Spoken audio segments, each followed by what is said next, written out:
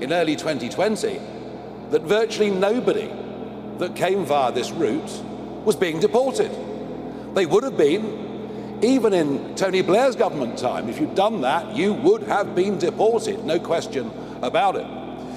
And so in early 2020, I repeatedly went out into the English Channel, filming what was going on, saying you may as well put a sign on the White Cliffs of Dover saying everyone welcome.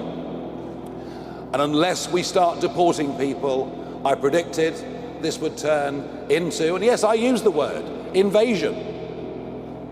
But 180,000 people later, what other word could possibly describe what has been going on? It is an invasion, as these young men illegally break into our country. Well, I did my best in 2020.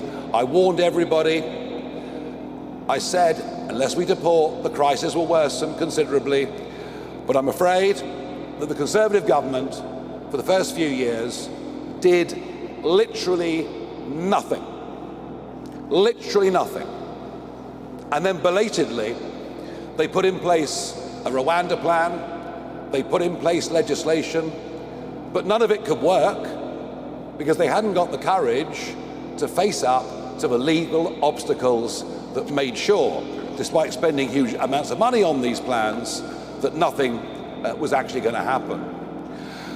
Rishi's Stop the Boats was a total failure, and frankly, anything that party or people who were ministers at the time in that government have to say, we've got to take with a very, very large pinch of salt.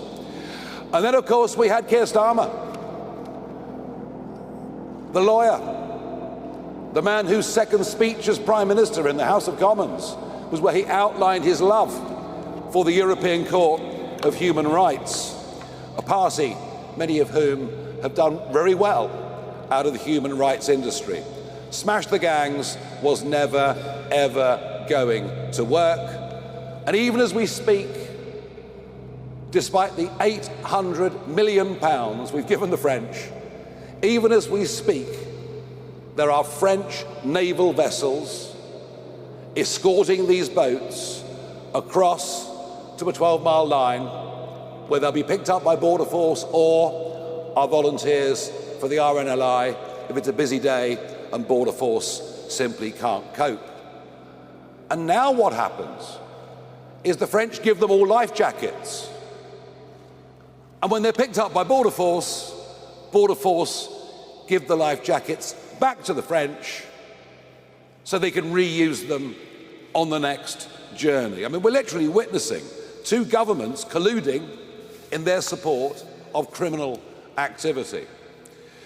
Well, this issue has become a scourge of modern Britain. Just think about the hotels. Think about the houses of multiple occupancy, and not just the cost of it, but think how unfair that is. Unfair to the 1.3 million British people currently on the social housing list. Unfair to those who have legally made their way into the United Kingdom. It's unfair. And the cost, frankly, is eye-watering. Official figures show the whole thing costs about £7 billion a year, but that doesn't account for the massive scale of operations in the English Channel every day. It doesn't account for the amount of police time and court time that is taken up with crimes that are committed by those who frankly shouldn't be here and have come illegally. Our proposals will save, over the course of the next decades, tens and possibly even hundreds of billions of pounds. By the end of a first Parliament, we will have saved a huge amount of money. I understand the public have had enough of this, but here's what we have to do to make Operation Restoring Justice actually work. We have to leave the ECHR, no ifs, no buts. It may have been a good idea 80 years ago. Frankly, it isn't today.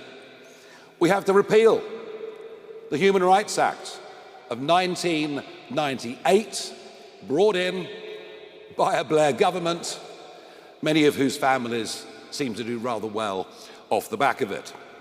We will, for a 5-year period, disapply the 1951 Refugee Convention and any other barriers that can be used by lawyers in this country to prevent deportations, to prevent the right thing from happening. We'll create a legal duty for the Home Secretary to remove those that come illegally. And crucially, we will detain all illegal migrants who come, and we will do so immediately. The only way we will stop the boats is by detaining and deporting absolutely anyone that comes via that route. And if we do that, the boats will stop coming within days, because there will be no incentive to pay a trafficker to get into this country. If you come to the UK illegally, you will be detained and deported and never, ever allowed to stay, period. That is our big message from today, and we're the first party to put out plans that could actually make that work. We will stop the boats from coming. There'll be no more incentive to pay traffickers. Public trust will be restored, and we genuinely are the only party that can be trusted on this. I am the only party leader that has been clear and consistent on this issue over the course of the last 5 years. And I have a feeling that what we're doing today with Operation Restoring Justice is going to be very popular in the wider country indeed. Now, to go through some of the operational phases we're going to need to go through and the structures we're going to need to set up, I'm going to invite Zia Yusuf onto the stage.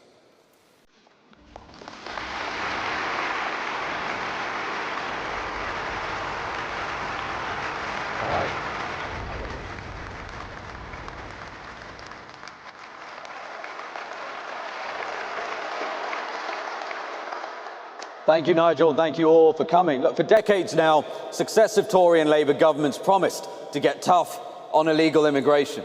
And yet, year after year, tens of thousands of fighting-age males, as Nigel said, have arrived on our beaches. In fact, the total number of illegal immigrants in the country now stands at least 1 million. The true number could be considerably higher than that. There's little doubt that the United Kingdom is being invaded. In fact, more people have arrived on our beaches illegally over the last 8 years than stormed the beaches of Normandy on D-Day. And they're rewarded for this by a political class that puts them up in hotels at the British taxpayers' expense, given free meals, free healthcare, free TV licenses, and as our Doge team has revealed, even free trips to the safari park and to the cinema.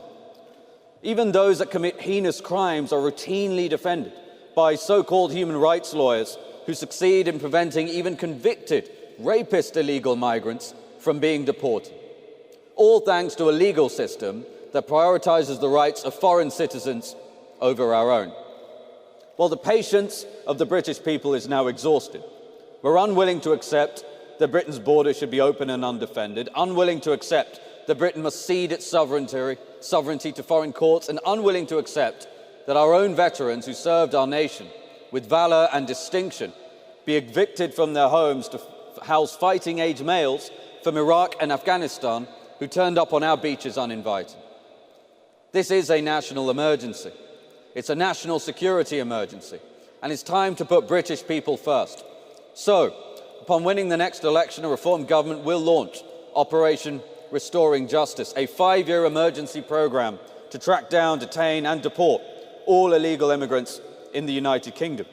It will also immediately stop the boats from coming by sending a very clear message that being in our country illegally now has an ironclad consequence: immediate removal. Deportation is the ultimate deterrent. Our plan combines an uncompromising legal reset with national-scale, relentless enforcement through a new UK deportation command and a powerful foreign policy campaign. As Prime Minister, Nigel Farage will direct every instrument of state to ensure illegal immigrants are detained and deported. Reform will pass the Illegal Migration Mass Deportation Act to ensure that no activist judge can stop deportations. We will leave the ECHR, but that is nowhere near enough to get this job done. We must also repeal, not disapply, but repeal the Human Rights Act and replace it with a British Bill of Rights. We'll create a legal obligation for the Home Secretary to deport everyone illegally in the country, and will disapply all international treaties that are used to keep illegal migrants in this country. And yes, that means disapplying the 1951 Refugee Convention and the UN Convention Against Torture and the Council of Europe Anti-Trafficking Convention. That is a non-exhaustive list.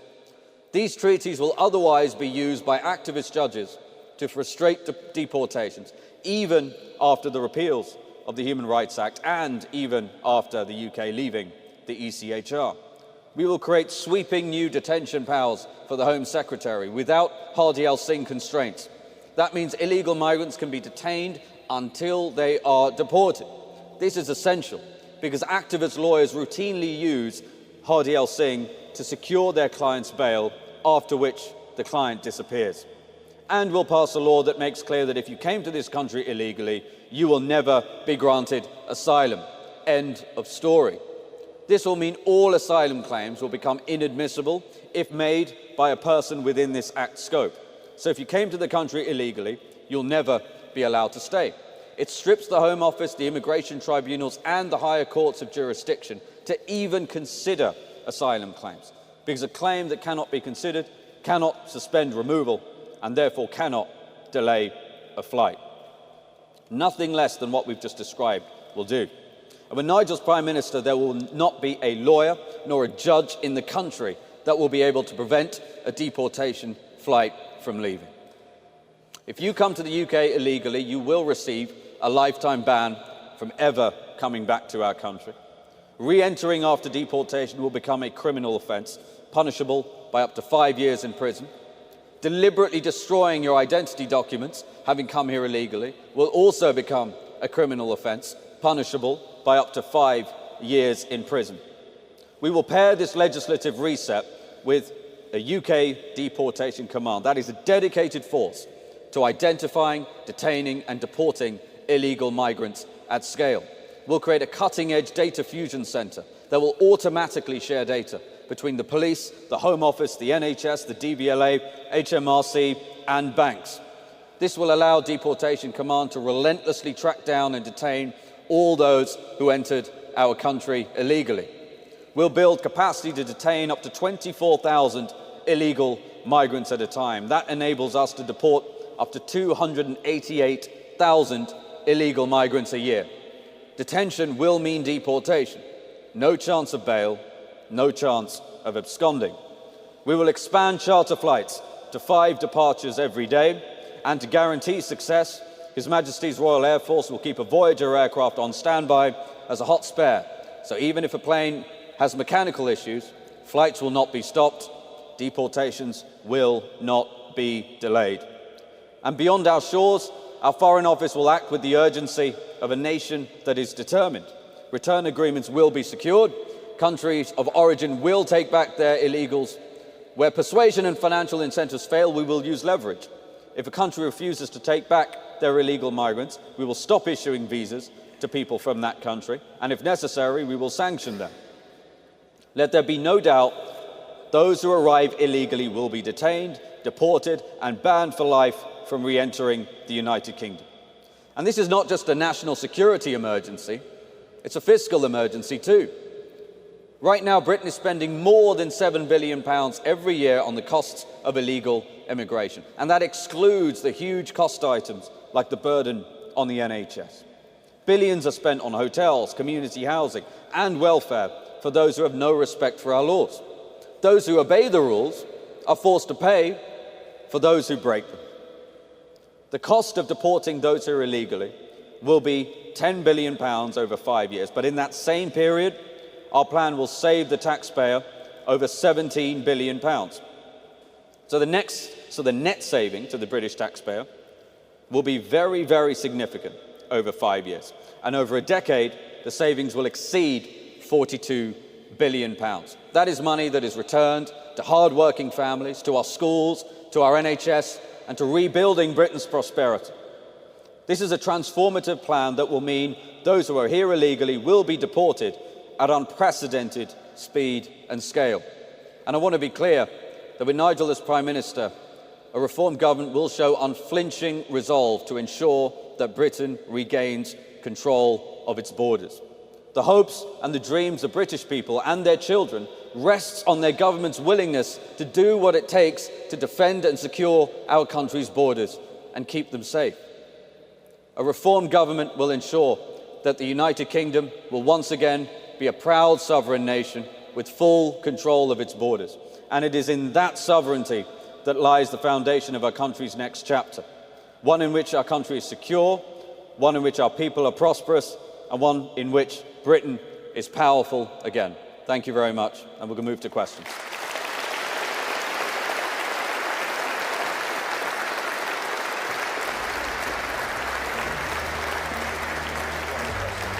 That side, maybe I'll go this way. This is my hearing. Zia, thank you very much indeed. Right, we have a pretty extensive list of questions from the press, and the first up is Ben Wright from the BBC. Thank you very much, Mr. Farage. Your plans could mean sending thousands of asylum seekers back to countries where they might face imprisonment, torture, even death. Does that bother you at all? And what happens if countries refuse to take people back? Does it bother me? Of course it bothers me, but what really bothers me is what is happening on the streets of our country. What really bothers me is what is happening to British citizens. What really bothers me is, and you've seen this from the Bell Hotel onwards, the growing concern with justifiable evidence that women and girls are far less safe on the streets than they were before this began. So it's all about whose side are you on?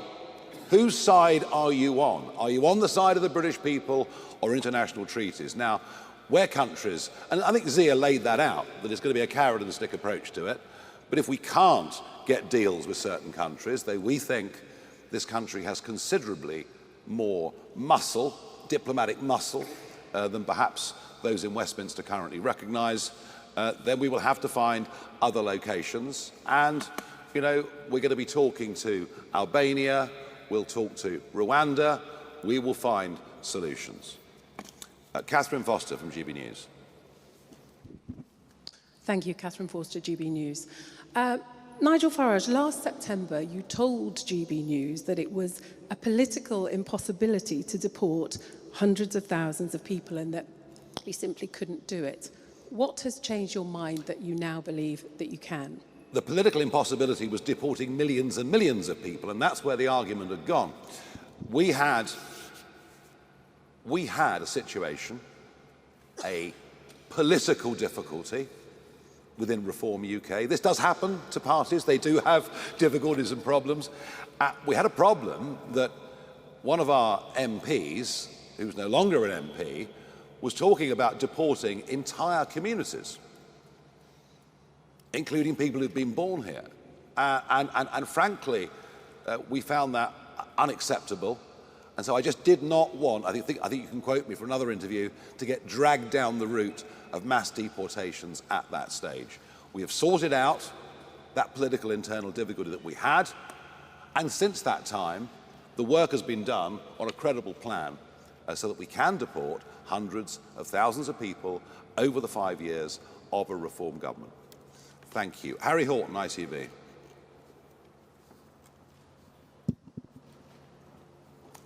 Thank you very much. Harry Horton, ITV News.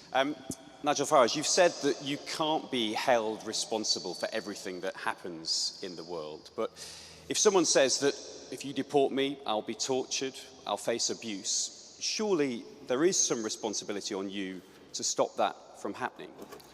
And secondly, if I may, how far back does this go? Where do you draw the line? You say you're going to deport everyone who's arrived here illegally. What are the parameters for that? Yeah, I mean, look, how far back you go with this is the difficulty, and I accept that.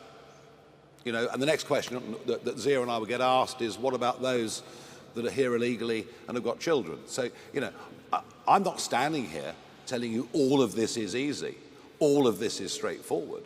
And we had, of course, with the Windrush row, we had a situation there where people who'd come 50, 60, in fact, nearly 70 years ago had faulty paperwork. So there is an exercise of common sense that has to come in here. But do we realistically think, Zia, we can deport 500,000, 600,000 people in the lifetime of the first Parliament? Totally, yeah. I mean, so look, one of the key points to make here is if you look at the population who are illegally, and by the way, this is difficult because you're trying to count the uncountable almost by definition. You're talking north of 650,000 adults without children who are in this country illegally. And by the way, those are the ones the British people are most concerned about. They're the ones who in some cases are terrorizing local communities, hanging around bus shelters. Let's start with deporting them. Let's get that done promptly and efficiently. Yeah, and of course, once we start this, people will not in future be coming to Britain illegally. The precedent for this is Australia in 2012, where within 2 weeks of Tony Abbott taking the right actions, the boats stopped coming from Indonesia. The solution to this is not difficult. It's been the lack of political will to put in measure the right places is why we're now in this position where, as I said earlier, the public are between a mixture of utter despair but increasing and growing anger. Serena Bankin-Singh from Sky. You've said that you're going to detain anyone who arrives via small boats. Will that apply to women and girls? And what about unaccompanied children? Will they remain in Britain while their parents are turfed out? And then you said you would leave the UN Torture Convention. Australia and the US haven't done this. Are you comfortable of the risk of people being killed or tortured if they're sent back to their country of origin? And will pulling out of these international treaties lose UK credibility on the international stage? Well, we're talking about disapplying for up to 5 years a variety of conventions that do need broader debate and certainly at a UN level need reform and change. As far as the ECHR is concerned, we're very much of the view that it's a body that they say is separate from the European Union, but I could walk from my office in Strasbourg straight into the European Court of Human Rights. They're joined at the hip. I don't see any prospect, frankly, in the short term, of the ECHR being reformed. Now, you might argue that Germany, who now, of course, have a whole series of deportation flights set up. You might argue that Denmark, which now has a zero asylum policy, you might argue that, well, if those countries can do it, why can't we do it? But, of course, the problem has been our own judiciary. We have to remove the tools from our own judiciary for them to be a barrier to this process. And yes, women and children, everybody on arrival will be detained. And I've accepted already that how we deal with children is a much more complicated and difficult issue. But you know what? The people protesting outside the Bell Hotel and at 30 migrant hotels on Saturday around the country weren't doing it because of a few children coming. They were doing it because over 3/4 of those that come are young, undocumented males who come from cultures that are entirely different from ours, who are very unlikely to assimilate into our community, who pose a risk to women and girls, and some of them, I'm afraid, pose a risk to national security. So that's pretty clear, I think, what our priorities are. Paul McNamara, Channel 4. Hi, Mr. Farage. There is a realistic possibility that if you go forward with this, there might be a case where someone arrives in the UK by a small boat, you send them back to the country from which they came, and they will be tortured or killed because of a decision that you've made. How does that sit with you? Well, the alternative, of course, is to do nothing. I mean, that's the very clear alternative, is we just do nothing. We just allow this problem to magnify and grow. We head to a point where and I genuinely, I don't want this to happen. I want our proposals to be accepted so that we can prevent civil disorder from happening. But that is the direction this country is headed in. And we cannot be responsible for all the sins that take place around the world. It's just literally impossible. But we can recognise that the primary duty of a British government is to protect the integrity, the safety and security of its own people. And, you know, that's why we have to do this. I mean, Zia said in his speech that nothing short of these measures will work. And I think we all genuinely believe that. If we allow any loopholes to remain open with this, it isn't going to happen. You know, is this a perfect world? Are these things all that we want to do? Well, we shouldn't have been put in this position. Well, we've been put in this position by Conservative and Labour governments. We have to do something tough. We have to do something radical. And this is a plan that will work. Andy Bell, Channel 5 News. Thank you, Andy Bell, 5 News. So if you're able to implement your policy, do you accept that that means border force agents going into towns, looking for people who are here illegally, maybe who already have families, maybe who already have children? And you mentioned the Windrush earlier and say, well, this is slightly complicated. There are going to be any number of people who, as far as they're concerned, have been living in this country legally for years, who will then be very, very worried about what your party has in store for them. Are you not concerned about the sort of message you're sending out with all of that? No, they won't have been living here legally, will they? They would have been living here illegally. So, for instance, the people caught up in the Windrush episode, the whole point was that their situation was not clear. So would they be covered? Windrush was a mess over paperwork. Yep, and I understand that. It's why I made mention of it earlier. Will Border Force be seeking out people who are here illegally, possibly many of them working in the criminal economy? Yes, it's what normal countries do all over the world. It's what normal countries do.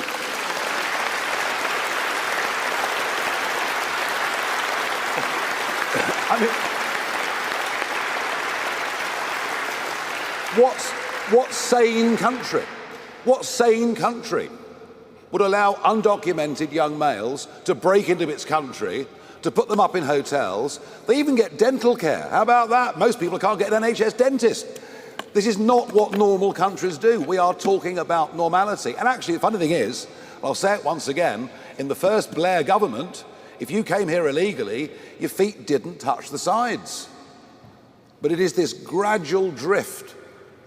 Ever since, really, I think, the Human Rights Act was incorporated into UK law, it's this gradual drift to just accepting that anything goes. Well, we're not accepting it. And I tell you what, there's a big silent majority out there who are not accepting it either. And they are crying out. They are desperate to have some leadership that's got some courage. They're desperate for a political party that can put forward people who genuinely will put the needs of the British people first. That is what government is supposed to do. Thank you. Christopher McCowan from the Press Association. Thanks. Chris McKeon, PA. One of the countries you suggested sending people back to was Iran, a country which poses a national security risk to the UK and has attempted to kidnap and murder people in this country. What financial incentives are you suggesting you offer them to take deportees back? Can I be clear that no young man from Iran who arrives by boat should be walking the streets of our country? Under no circumstances.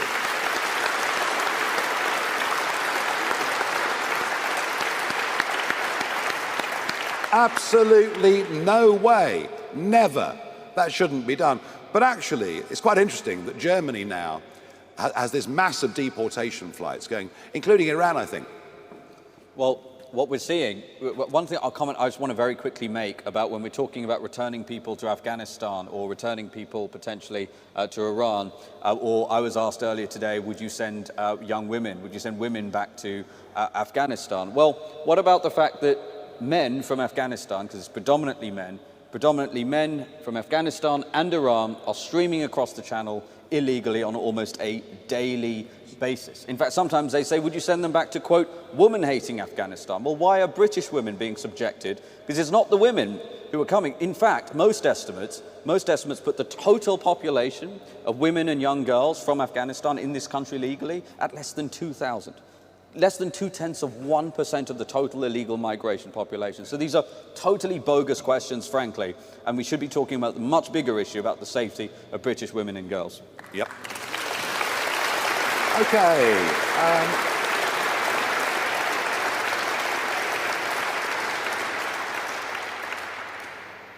I think one of the most interesting things about this press conference and about the media the last few days is the questions that are being asked about the practicalities of individual pieces of implementation.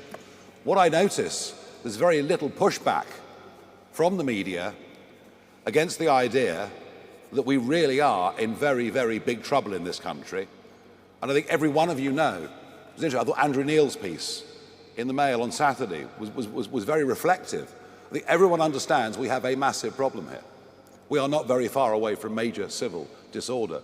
And so I think the acceptance as a whole of the big picture that we're putting forward shows you that once again, it's reform that are leading national debate. Noah Hoffman from The Sun. Thank you, Ms. Farage. Noah from The Sun. You were just mentioning there about this growing anger, this seething anger at Sir Keir Starmer for what some people think putting the human rights of foreign rapists above British families. But there's still around 4 years until another general election, and a lot of people will be feeling very helpless and like they want something to happen quicker than that time. So how would you recommend members of the public should put pressure on a Labour government to do more than just cite human rights laws and actually tackle this issue? I think that one of the things I've learned over quite a long time in this game is that if you lead with arguments, if you get the public to follow you, the other politicians start to change their tune. And let's face it, this is a Labour government famed for its number of U-turns already. So I would urge everybody out there that's got a Labour MP to go to that MP and say to him or her, unless you get a grip on this, we will absolutely not be voting for you next time round and you will lose your seat. And if that happens on a big enough scale, I think it could be a remarkable effect of concentrating the mind. 4 years to the next election? Do you really think so?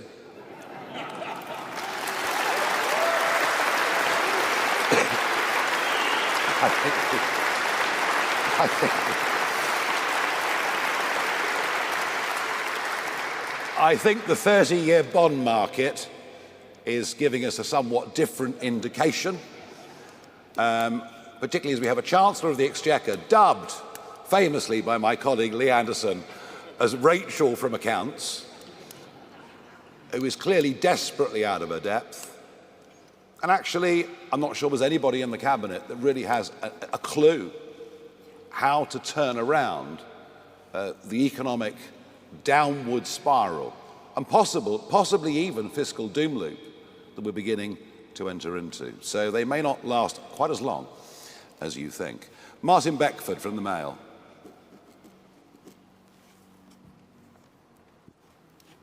Thank you very much. Martin Beckford from the Daily Mail. We know that Afghans make up the largest proportion of small boat crossings, about 6,000 in the past year. We know that lots of people who work with British and American forces are still trying to flee the Taliban. Would you make any exceptions for them and allow them to stay? Yes. You would? Yes, absolutely. Right. There were brave Afghans who supported the British forces and American forces during that 20-year war, who, of course, absolutely, of course, deserve recompense for the enormous risks they took. And by the way, Martin, just bear this in mind. This country has taken 500,000 refugees since the Brexit referendum. This country is not closed-minded to groups that genuinely face persecution, to groups that genuinely are refugees. We just don't believe, by any traditional definitions of a refugee, we just don't believe those people crossing the English Channel, or at least very few of them, tick that box. Carry on. will you have a scheme continue some of the resettlement schemes? Yes, but of course, once again, the whole thing's been messed up beyond all belief. The list of a couple of thousand interpreters becomes a list of 100,000 people. The whole thing gets leaked. It's a complete and utter shambles. But, you know, where it's right and proper, you know, Operation Restoring Justice would apply to those Afghan interpreters as well. Absolutely. Thank you for your question. Do come in whenever you want. Can I just very quickly mention, to the degree someone wants to make the case for legitimate asylum claims, as no doubt some may exist, those can only ever be taken seriously when you have a secure border and you actually have control about who's coming. This is one of the biggest problems. I put it to you that an infinitesimal number of the Afghans who are crossing the channel illegally served with our military bravely. It will be an infinitesimal number. We know this. So again, this is a big part of what reform is going to do. If you don't have a border, you don't have a country. If you don't have a border, you don't have an immigration policy. We can talk about it all we want. Quite, absolutely, absolutely. Michael Knowles from the Daily Express. Thank you very much. Your operational plan speaks about a 6-month voluntary return window. Can you spell out why you're going to do that and why it precedes the large-scale raids? Well, because there's a nice way of doing this, and there's a very tough way of doing this. And if people think, crikey, you know, they're breathing down my neck, they're actually going to catch up with me and deport me, I might as well take the offer of £2,500 and a free, comfortable flight back to my home country. Difficult to assess just how successful that will or will not be. But if you think, you know, this time next week they're going to be knocking on my door, I suggest quite a few people might take that up. And I think that is, you know, that is part of our sort of carrot and stick approach to individuals illegally in Britain, but equally to other countries as well. Yeah. You know, we will try to make it easy. And after all, the countries we're talking about, we're giving nearly all of them foreign aid anyway. So there are ways that we can offer them constructive deals to take back their people, or we can get tougher by applying diplomatic or economic pressure. Can I just add as well that it's also much cheaper, frankly. I know I might stick in the throat a little bit paying people who are coming illegally, but if you look at the Department of Homeland Security, you've looked a lot at what the Trump administration has done. The DHS have said, you know, their voluntary programs about $1,000, $1,500 relative to $17,000 for an enforced deportation. And as Nigel said, one of the things that will happen immediately once we pass this legislation is UK Deportation Command will start issuing letters informing them, we know we're on to you, and if you don't take this voluntary program, you're gone forcibly in 6 months' time. Yeah. James Hill, Spectator. The risk of a British Bill of Rights is that it simply empowers those same activist judges that you've decried here today. Would it not be preferable instead to simply repeal the 1998 Human Rights Act, leave the ECHR and go back to the old system of legal governance? Yeah, I mean, common law really is what you're talking about, and that's how we used to do it. And, you know, our tradition has always been that we're free-born people, that everything is allowed, unless there is a law that specifically prohibits us from doing something, as opposed to the more European system of state-given human rights, which incidentally they can withdraw pretty much at a moment's notice. Look, we've used the Bill of Rights as a term because it is an historic term in British history, but it won't be full of European-style human rights. It'll be a reassertion of what the basic liberties are of people in this country. And let me assure you of one thing. It will include the right to free speech, which I'm afraid to say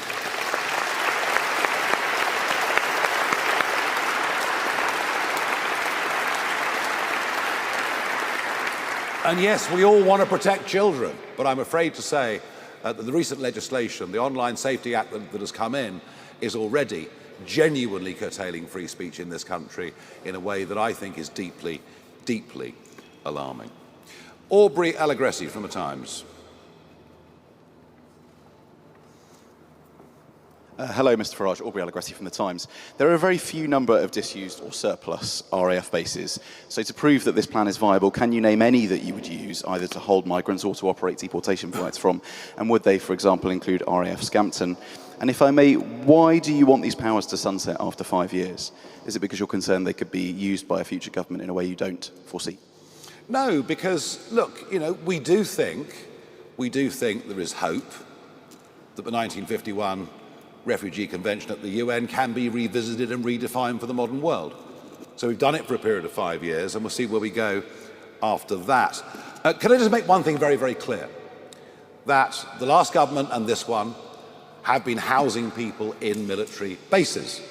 1 or 2 campaigns have stopped them using certain particular geographical locations, but quite a few have been used around the country. So you get put into a military base, but you're free to walk the streets at night. You're free to possibly even go and drive a delivery bike for somebody. The military bases that we will use, people will be detained. They won't be out walking the streets on the road to being deported. So I would suggest to you that whichever geographical locations are chosen, local residents will be far less concerned by this plan than they would young men being free 24 hours a day to walk through their village or walk through their town. On the practicalities of building accommodation, some very interesting thoughts that have come from America over the last few months. Yeah, look, there's 100,000 square miles of landmass in this country. We're going to need about a third of 1 square mile for the entire detention estate of the incremental 21,000 that we're talking about here. And Trump, whatever you think of President Trump, he has cut illegal border crossings by 97%. They said that it couldn't be done. He has done it. How? Because ICE has gone out and made 150,000 arrests and embarked on these deportations. If you look at the detention capacity he created in Florida, he created 3,000 beds in 8 days. If we were to be able to do it at that rate, we'd have the whole 24,000 up and running in 2 months. That's not in our numbers, but there is modern technology. These steel modular structures, these are all things that we can use. This notion that Britain can't do anything, Britain can't build anything, is for the birds. It's just about the political will. Yeah, and we managed it, didn't we, at the start of COVID with the Nightingale hospitals, which sprang up in no time at all. So, yeah, creating the first few thousand places can happen very quickly. Of that, there is no doubt at all. Charles Hymas from The Telegraph. There are currently about 100,000, more than 100,000 people who've got asylum applications, half of whom are going to be rejected. You also got more than 50,000 who've got appeals that are currently going through, and probably a significant number will be rejected. So when you come, if you were to win the next election, you're going to have tens of thousands, hundreds of thousands potentially of failed asylum seekers. Are you going to deport them? And are they in your KIP figures? One final question is, what are the sanctions that you would use against a country that refused to take back its migrants? Fine. Well, the answer is yes. The worry, of course, is that to ease government's difficulty, it just waves through an increasing number of people. It just says, look, you know, all right, we'll give you refugee status, even though, as I said, 2 decades ago in more normal times, that would never have been contemplated. That is this government's get out to the backlog problem. I'd also mention, Charles, while we're here, if you look at those that have claimed asylum in the last year, the biggest single category comes from Pakistan. And they haven't come by boat. They've come with the excuse they're coming to visit relatives, then they overstay. And that racket, absolute racket, that's been going on for years has to end. The same applies to students who come here and then deliberately and willfully overstay. And one of the most remarkable things about those stats is under half of all people making these claims have come by boat. Overstaying is a massive problem, and neither of the last 2 governments, frankly, have done very much at all to deal with it. There are overstayers now being deported on a relatively small scale, but nobody is actually gripping this issue. We'll give the Telegraph 2 questions, shall we? Did you have a question, Camilla? Very generous. This is for the Daily Tea podcast. You mentioned earlier that there are 3 million people on social housing waiting lists. 1.3, I said. 1.3. Would it be your policy to have a British first approach to appointing housing when it comes to local areas? Some local areas do look at localism, but others don't. Would that be a blanket policy? And while we're speaking about housing, What's your reaction to the revelation that the Deputy Prime Minister, Angela Rayner, has got an £800,000 second home in Hove? Do you think it's hypocritical? Should MPs have second homes? So, I would say this to you. Isn't it funny that the residence that Angela Rayner is living in London is now coming under criticism from James Cleverly? He wasn't complaining when Michael Gove lived there. So it's just party politics. And if Angela Rayner has been tremendously successful in business,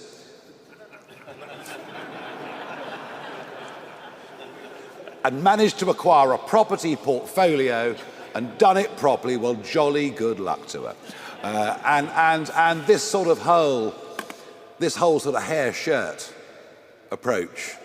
I mean, I think probably most of the press want politicians in sackcloth and ashes, would like us all to go vegan and give up drinking. Well, it's not happening here. That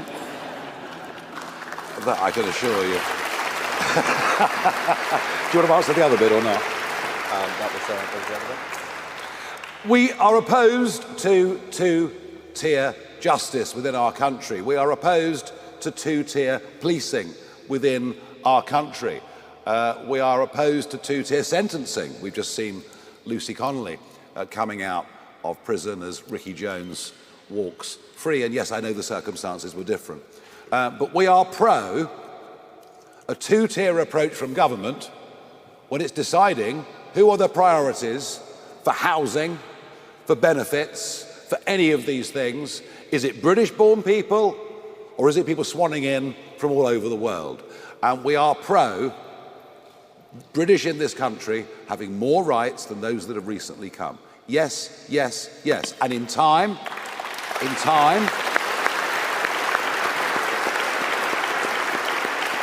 I mean, if you go to Australia, you can't access the health system. Doesn't happen. You've got to pay your insurance for 4 or 5 years. You commit a crime, you'll be deported. We've just been so weak on all of this. We welcome those that will come, will benefit our society, integrate, contribute, and in time become British citizens and have the full rights of everybody else. But I'm afraid that's just not what is actually going on. It hasn't been, frankly, for many, many years. Natasha Clark from LBC. We are getting towards the end, folks, I promise you. Natasha from LBC. You talk about a self-deport app in your document today. Can you tell us about how that would work? And second, you talk about the risk of unrest on our streets. You obviously know this plan is going to face legal challenges, operational issues, political pressure.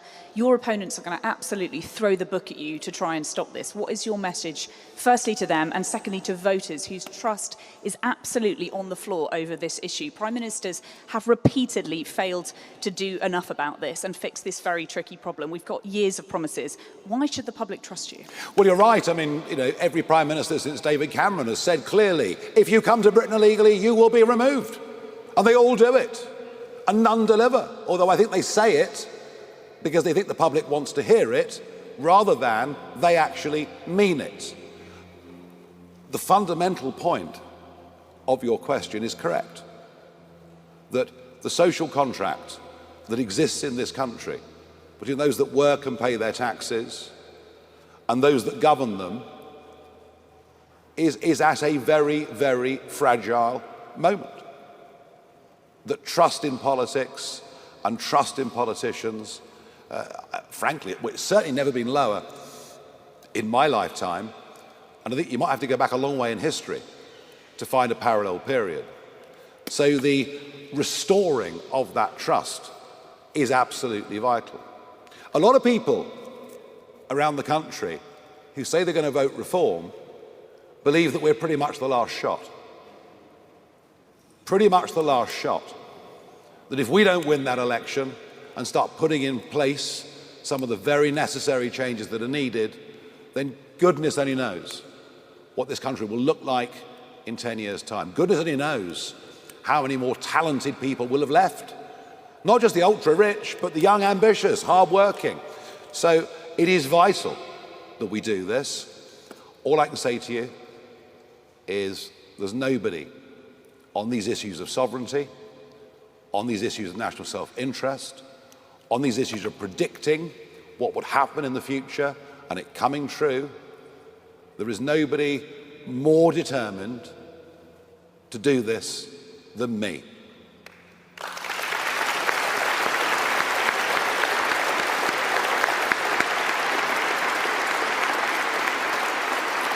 Okay, Eleanor Langford from the iPaper.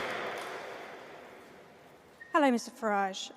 Just to confirm, are you willing to negotiate with the Taliban and potentially pay them tens of millions of pounds to allow increased returns from the UK? And one more, if I may.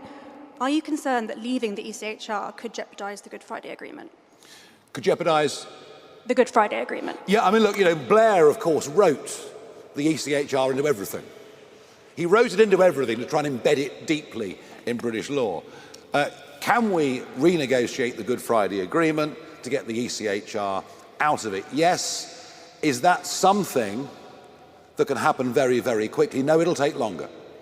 It'll take longer. So unfortunately, and for a variety of reasons, previous governments have placed Northern Ireland, I'm afraid, in a different position to the rest of the United Kingdom, something that we vigorously opposed. It will take a little bit longer with Northern Ireland. Zia? Yeah, so look, I just want to very quickly go back to the question about the app as well, because again, we want to emphasize that the goal is to get as many people to leave voluntarily, and what Deportation Command will make very clear. They will issue dates once they've tracked people down. This is the date that you will be arrested and you will be deported. Going back to the earlier point as well about why should people believe Nigel when so many political leaders have stood in front of the British people and said we would do it? Well, one of the signs that this is going to work is how, number one, the human rights lawyers, the so-called human rights lawyers, are furious. That's a really good positive indicator that this plan will work, because these people, there's an industrial complex. I've seen this in courtrooms, an industrial complex of so-called human rights lawyers who defend the human rights of foreign citizens at the expense of British ones. And to James Heal's question earlier about the British Bill of Rights, I will tell you this. The draftsmen who put this legislation together have been under a very, very clear and strict instruction. But Nigel's the Prime Minister. There will not be a judge in the country that will be able to prevent a single plane from departing. And that is why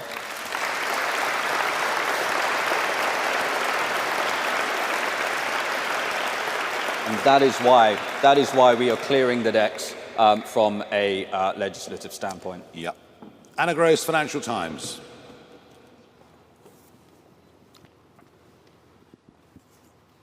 Thank you. You said that we're facing a massive and unprecedented crisis of people coming over to the country to claim asylum. The numbers have gone up. It was 108,000 in 2024, but this was only the 17th highest number in Europe per capita of the population. Are you willing to acknowledge that this is an international phenomenon, that Britain is much less affected than many other countries, and that there are millions of people in the UK that want to provide refuge to those who may be killed in their home countries? In 2015, the boat started crossing the Mediterranean. Jean-Claude Juncker, who at the time was the President of the European Commission, announced that the EU would put in place a common refugee and asylum policy for the European Union. And I was there through all of it. And I spoke repeatedly in parliamentary debates. And I said, if you allow anyone that sets foot across the Mediterranean to stay in the European Union, millions will come.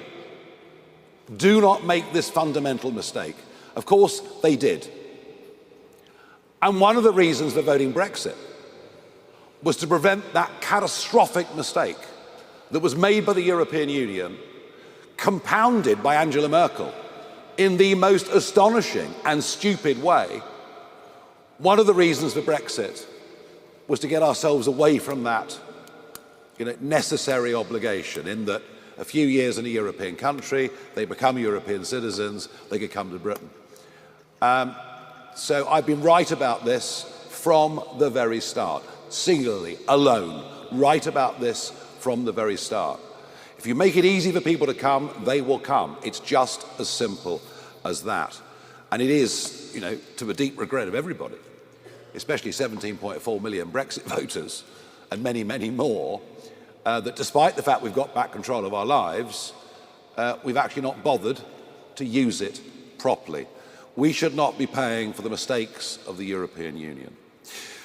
Esme Kenny from the Oxford Mail. Thank you. Esme Kenny, Oxford Mail. Yes. So we're not far away from Campsfield House, which is a detention centre which closed in 2018. The current government have said that they want to reopen and expand the site. What would a reform government do about Campsfield House, and how would it respond to the backlash that reopening the site has faced from local residents and the district council? Yeah, I mean, look, nobody wants a hotel near them. Nobody wants an HMO near them. No one wants a detention centre around them. Well, at the moment, they've got lots of them all over the country. And I'm not going to be drawn. I'm not going to be drawn. I'm aware of the problem, of course. I'm not going to be drawn on the specifics of any individual geographical location. Because if we were to do that and present it as a plan, what the government would probably do is sell off the site and turn it into a solar farm. So we're going to keep... It's true. It's absolutely true. Well, why not, I suppose, you know. So no, we're not going to go into individual specific geographies. Certainly not at this stage. Okie dokie. Alexa from The Guardian.